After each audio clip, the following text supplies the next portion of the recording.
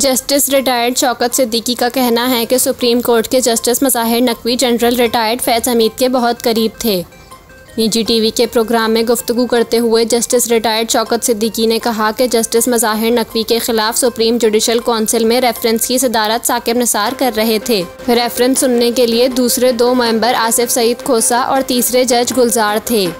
Justice retired Shaukat Siddiqui ने कहा कि जब मज़ाहिर नकवी रेफरेंस का सामना कर रहे थे तब जनरल रिटायर्ड फैज़ हमीद ने साकिब निसार से रब्ता किया और कहा कि हमारे बंदे को इससे निकालें। साकिब निसार ने कहा, हमें मसला नहीं, आप जस्टिस खोसा से रिक्यूज़ करा लें, और उन्होंने कर लिया।